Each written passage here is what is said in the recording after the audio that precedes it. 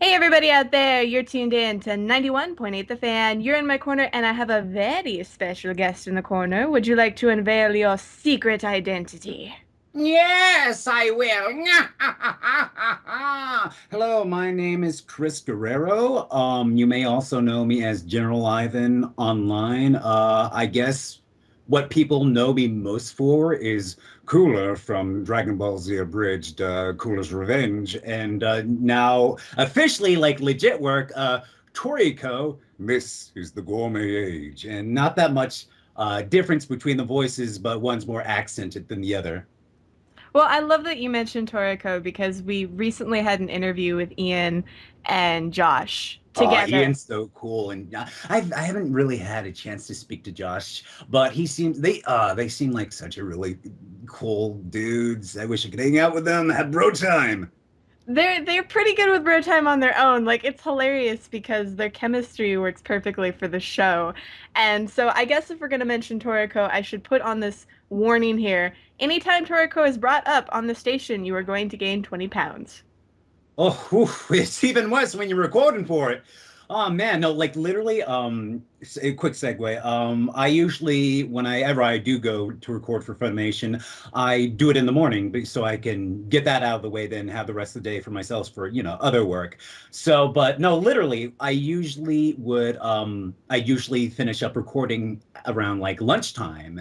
And that's bad because I'm just talking about all this food and like okay, I got 4 episodes of narration. It has been said there's this giant freaking pizza. And then, going through all that, and it's lunchtime, and you just wanna. And I'm a guy who likes to work out. I'm a guy who likes to, be conservative with his eating. But starting Toriko, I let a little loose, so I gained some weight from that.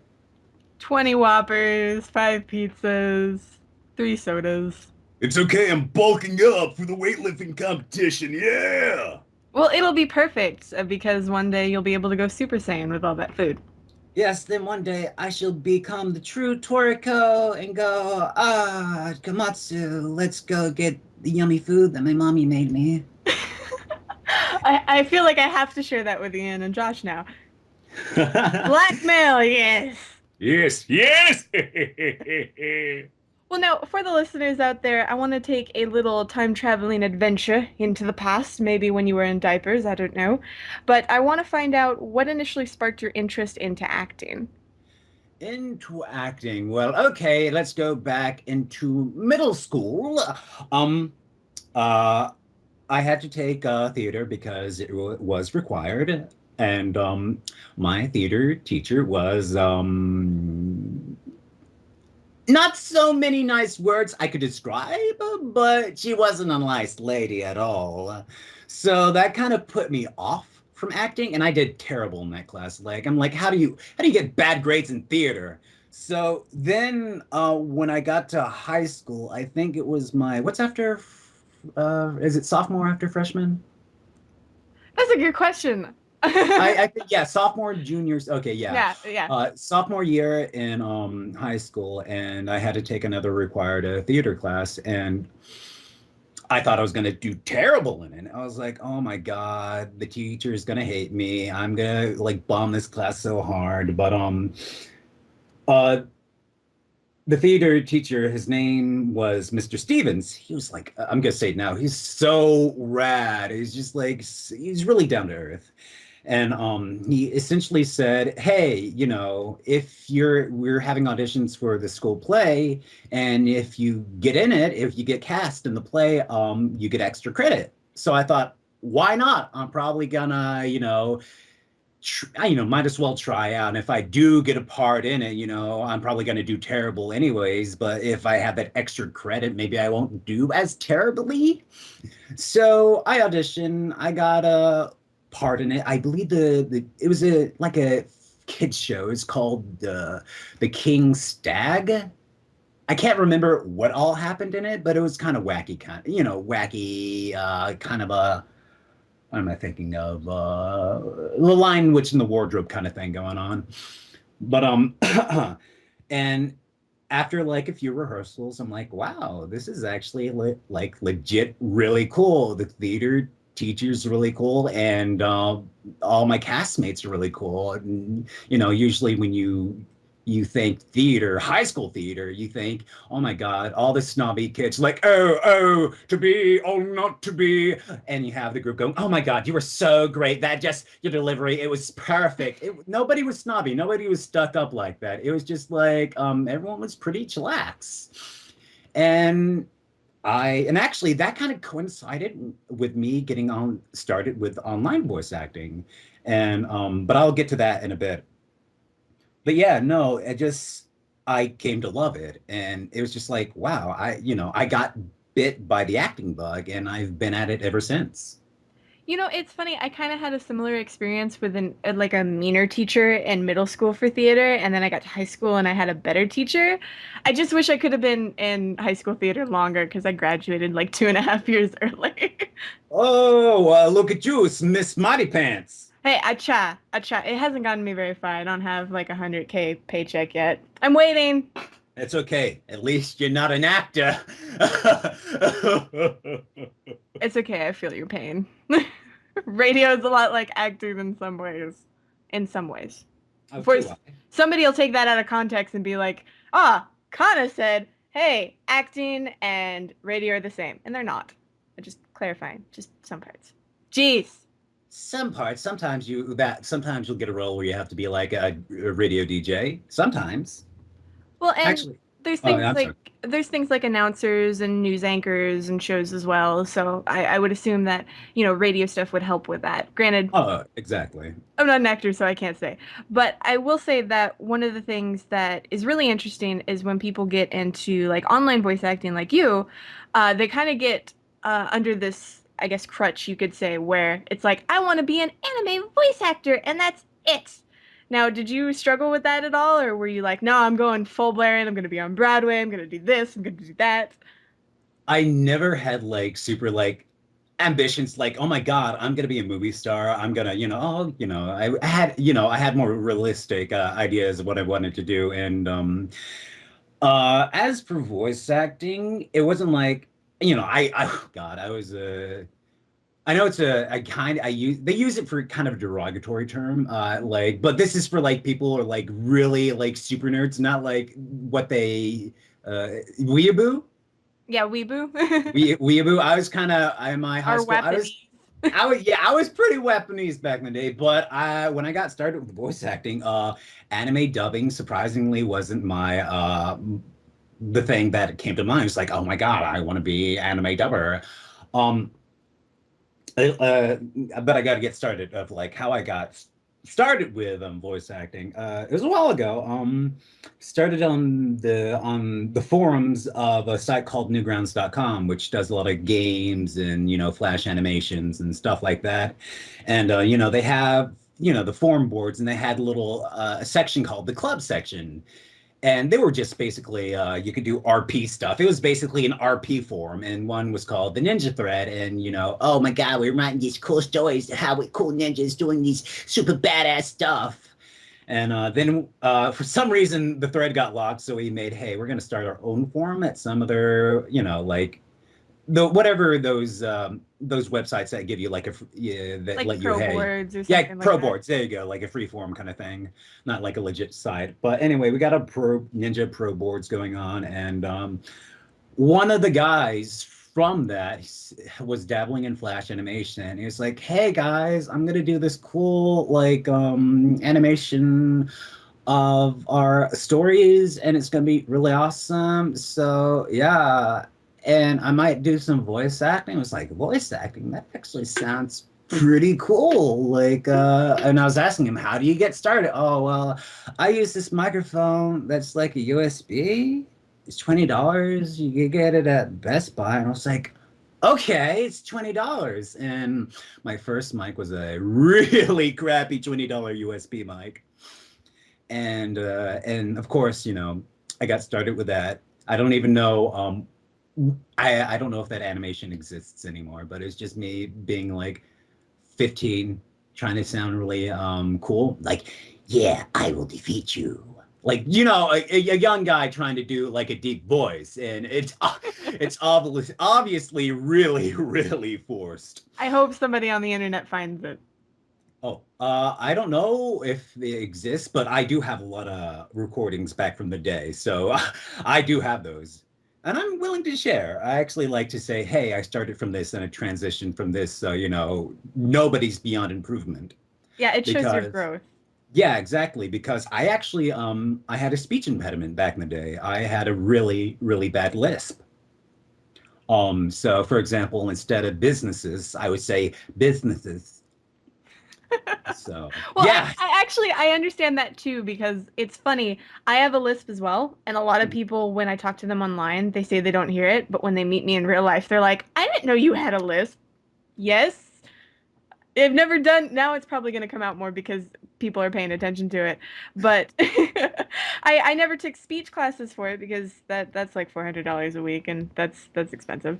Actually, I didn't take speech classes as well. I actually watched how people spoke and where they placed their tongue when how they pronounced certain words, and that's actually how I overcame my lisp. It took like a few years though, because once you're used to it, it's hard to break that habit. Yeah, definitely. I think what they said I did wrong is I touched my tongue to the top of my teeth when I say certain words and I'm not supposed to, I guess. Mhm. So I guess there's a term for that, but yes, I understand the feels of a lisp. Yes, I had the one where yeah, the where I don't know. Do you have the one where the air kind of comes from the sides of the tongue? I'm thinking. Yeah, because the one I had, I know it's like one's like lateral lisp. I don't know. There's different categories, but mine was the one where my tongue stuck out. Well, so you actually overcame that, and not a lot of people can do that on their own. So I have to give you applause for that. Thank you. Yeah, it was a bit of work, but I eventually got it. No, but oh God, I'm just gonna say for people getting into voice acting, you're gonna get discouraged a lot because you're new and probably won't get a lot of roles in the beginning because you're new and they have the old standby of people they usually pick. Oh, I know that guy, I'll pick him. So yeah, I used to get discouraged a lot, like, man, why should I even continue on? I got a lisp, I don't get cast, but just persevere and keep on going at it. Always, always, always get feedback from your friends because that is the thing I notice. With online voice acting, you really can't get good feedback, like legit critiques, because people tend to coddle each other because they don't want to offend the person.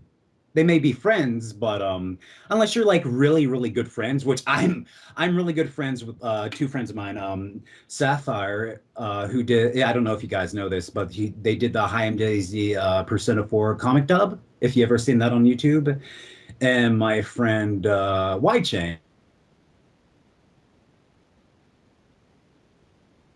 A lot of music fantastic, and he actually does like legit acting in New York. He's actually just last night, the last episode of a show called Delocated did its season finale, and he was like the main villain in that. I'm sorry, what was like the main question? I that deviated because I was pimping out my friends. I am fine with the deviation. In fact, I wanted to make a note that in terms of coddling people, I understand because I'm really bad at dealing with like babies. So when we get people on staff and I'm trying to critique on how to talk on air or things that they should do, a lot of the times I come off pretty harsh because I'm Mhm. not like, oh, you did a fantastic job. You're lovely. You did amazing. You don't need to improve on anything. And some people can't handle like actual critiques. It's like you don't want to be that person that goes, "You were good in this," but because with stuff like that, you can be blunt, but you can be tactful about it. Like you can't be like, "Oh, you suck. That performance was just complete rubbish." But yeah, no, stuff like that. It's kind of hard to like get genuine critique unless you're you you have to find a group of people because basically with online voice acting everybody's in their own little clique and I found my own little clique and thankfully that little clique of friends they're blunt about everything. We are very blunt and mean and horrible to each other, but we are the best of friends. Sounds like my group of friends. Like, if you're not yelling at each other and calling each other racist and other derogatory terms, you're not actually best friends, in my book. Exactly. That's how you know that you're really comfortable with that person. Exactly. Well, now, for the listeners out there who perhaps, want to get started, would you be wary of, say, like YouTube comments and things like that? Because I know people out there will, Really aren't the best of critiques. you suck, die in a Yeah, fire. yeah, you suck, dying the fire. 10 out of 10. Buy Nike shoes from this website. It contains many viruses, but don't look at that. I would love it if Nike shoes made my voice better. That sounds like a great critique right there. But yeah, I've noticed like sometimes even though some comments I've noticed on different things comments like they can be super malicious, but sometimes they'll like actually be they'll elaborate on their maliciousness, and I can actually pick and pull from there because I've gotten to the point where mean comments don't bother me anymore because it's just part of the gig now. It's part of like anime now. Like me dubbing anime now, you're always going to get the person that says, I hate this because of this. But usually, you're going to always pick out little kernels of truth from comments like that. Like this is me personally, this is my mantra because personally I always think you can always better yourself, and a person actually, if even if they say it in the crappiest way possible but they elaborate as to why they didn't think your performance was good, you can always pick a little truth from that. Yeah, there's a big difference between you suck and you suck because. Exactly. Now, for the listeners out there, we're actually going to take a short break here on 91.8 The Fan. So don't go on YouTube and start spreading hate comments. Instead, just stay tuned and we'll have our special guest still here. So keep it tuned to 91.8 The Fan, where we play everything you want and nothing you don't. Oh yeah.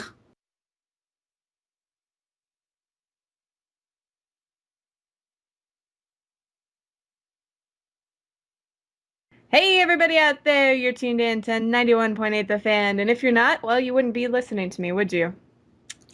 Paradox. Anyway, I still have a special guest here, and he sounds alive and he laughed, which means we didn't torture him. Would you like to reintroduce yourself to the masses out there? Hey there, little boobalas. Hope you didn't miss me too much. My name's Chris Guerrero, also known online as General Ivan. You may know me as Cooler from DBZ Abridged and the narrator from Toriko. Now, one of the cool things I think for a lot of people who are trying to get their foot into the door is you got your chance to work professionally. And now, was that a no, transition from, doing something online that was just for fun and then actually doing it for work? Um, I would say actually the online stuff had really prepared me for the actual the actual my first audition Funimation because at that point in time I had actually been doing paid voice work for a while now, and not too long, like maybe like a few months prior to that, I had recorded for a video game called Dust and Elysian Tell, which I actually had the director direct me and all that, like like how the professionals would do it. So I had I had the necessary audition skills there already. And when you finally got into the booth for the first time, were you like, oh my God, I did it! Oh my God, oh my God, oh my I was like, oh God, I'm gonna mess up. God. So it was immense fear and not joy.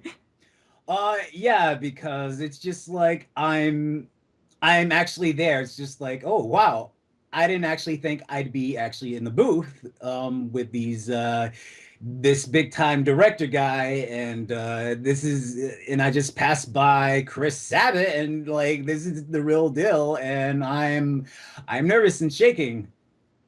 Well, fair enough. I do have to wonder though, because you had a role as the narrator, but have you had any trouble with like lip flaps or anything like that? Because some people go into the booth and they're like, well, I've had a musical background, so lip flaps are easy. But other people go into the booth and they're like, uh, timing? Um, Well, thankfully for the narrator, he has no lip flaps. He is an not omnipotent being, and he's heard but not seen. But I will say there is a thing. There's a little downside to being the narrator. Since the narrator does not have lip flaps, I do have to match the timing though. There is no lip flaps, so I can say it anyway. I can change up the timing and pace a bit, but I have to say it within a certain time frame. But the thing with the narrator is, since there's no lip flaps, the writers just like to cram a lot for the narrator to say in a short amount of time. So torture, that's what it is. Yeah, it's just like it was a little hard at first because it's just like I have to be, being the narrator, you have to be very articulate with the words. So you can say this big monologue of the script, and the director says, "Okay, that was really good, except when you said time, it sounded like you said tine. We're gonna have to do the whole thing over again." It's just like, oh. And I'm assuming they give you like flat times, like, you have 25 seconds to say this or anything like that, or Actually, they'll break it up into sections. So basically, you'll read the line, and it kind of fits with the timing. I'll be just saying the line, then you can hear the follow-up beat, the beeps that go into the next line. So it's basically, okay, I'm about to transition. I'm doing good on my line, or when you hear the beeps and you're not even halfway through the line, then you go, oh wow, I'm reading this really slow.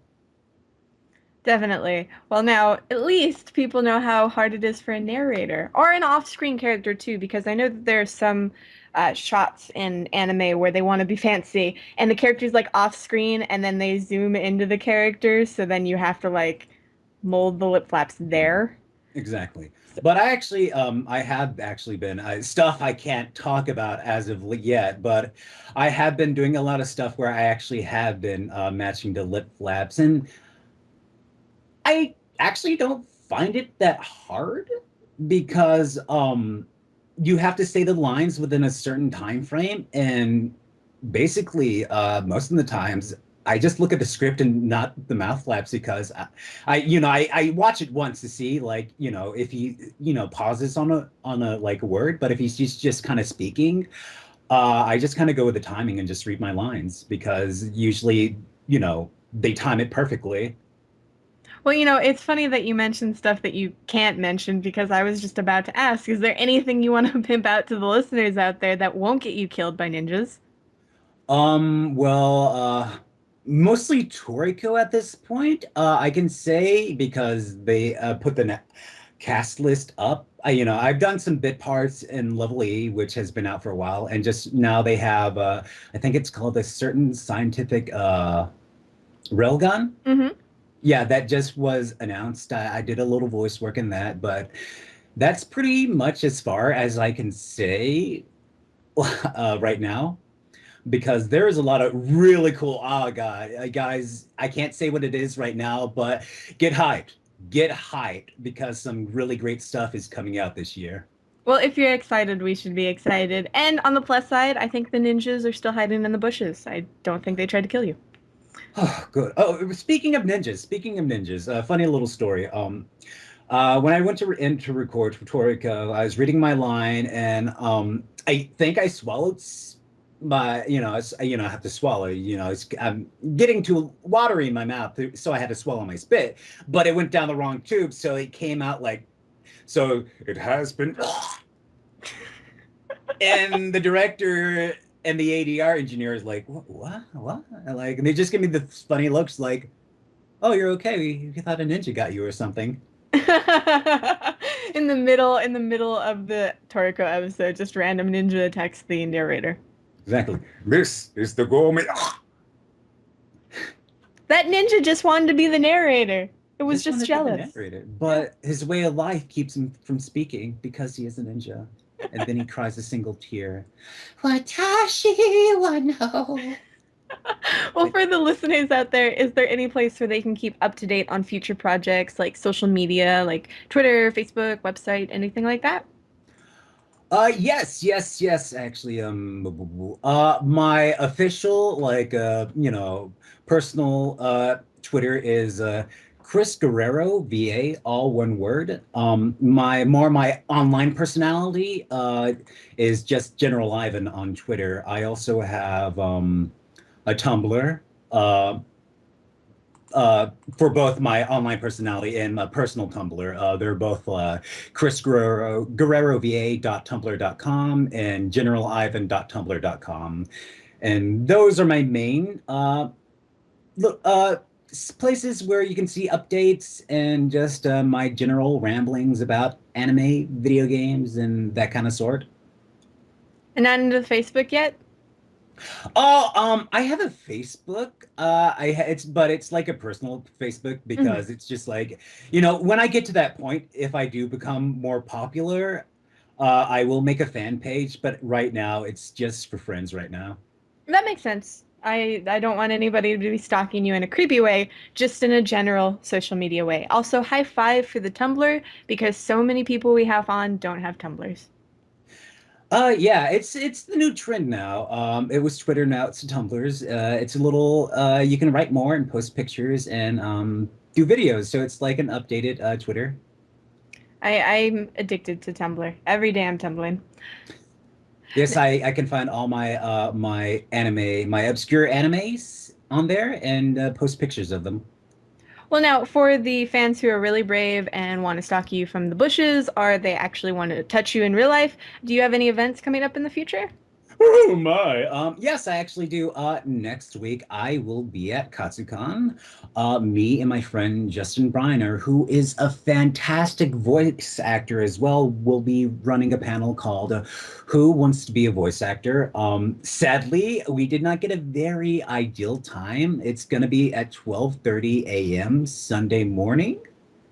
So, it's like okay, so it's very, very early, very late at night kind of thing going on. Originally, it was going to be 1:30, but we got it backed up to 12:30. So it's going to be real chill experience. Basically, what the panel is about, we treat it like we give you the experience of what an audition would be like if you went to Funimation. So we have audition sides. We give it to you. We let you read it for a few minutes. Then you read it aloud before the audience over the microphone. Then we'll give you some direction. Then you read it again. Then we'll go to the next person. Well, considering the timing, I expect you guys to get a lot of party people. Yeah, yeah. I hope we do get a lot of party people because I know my friend Justin, we will do some pre-partying beforehand because it is Saturday night and that is the most banging time for a con. All of the drinks. All of Everywhere. the drinks. Of course, it's apple juice, of course. You're not gonna fool me with that. I've been to Youmacon. It's true. I've been found out. Well, now, since we're nearing the end of this interview, I was wondering if you'd be willing to participate in a 91.8 The Fan tradition. Sure. Awesome. Basically, we asked whether you're a voice actor or not, if you'd be willing to do a radio bump for us. Yes. The trick, however, is that we do the takes live on air, so if you mess up, everybody hears it. Oh no, the pressure's on. No. Okay. Basically, we ask if you could say, "Hello, my name is," you insert your name. "I do this," you insert roles you've been or whatever you want to put there. And you're tuned into 91.8 The Fan. Okay, sounds simple enough. So whenever you're ready, we're recording. Hello, my name is Chris Guerrero. I'm a voice actor. You may know me as Cooler from Dragon Ball Z Abridged and the narrator from Toriko. This is the Gourmet Age, and you are tuned in to 91.8 The Fan. That was perfect. You didn't even need a second take. Oh, thank goodness. Whew, the cold readings really help out. Well, now there's like, 250 other people we've interviewed who you're above now. You can brag to them. Yes. Yes. Now, is there anything else you'd like to tell the listeners out there, like any words of wisdom or dating advice or anything like that? Um, Gotta say, when you gonna go out and you looking for a fine honey, you gotta show her Pokemon cards because girls are really into that. Like you got a holographic Charizard, they'll be like, where you been all my life, girl boy? Ooh, you were gonna come over tonight. We're gonna have a Pokemon battle, if you know what I mean. And then she actually breaks out Digimon, and you have a 5-year relationship that's very loveless and Pokemonless. That reminded me of a story Chef would tell the children in South Park, but with Pokemon. But with Pokemon, and she was a Digimon fan, and everybody is cry.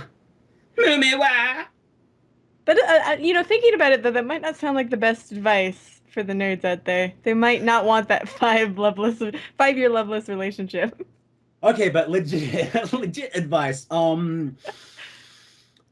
Anybody, in my opinion, can become a voice actor. It just takes practice and perseverance. I was a fan who became a professional in what I was interested in. So don't give up.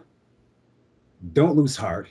Keep doing what you love, no matter what it is, because one day you will succeed in it. I hope somebody makes that their ringtone because it's very inspiring. Oh, that makes me so happy. And you know what made us happy is that you decided to come on the show. So thank you very much for this stellar interview. Oh, no problem, darling. Anytime. And for any of the listeners out there that missed any of this interview, shame on you, but you can find it on the website within the next few days. So keep your eyes peeled to 918thefan.com and your ears tuned to 91.8 The Fan, where we play everything you want and nothing you don't.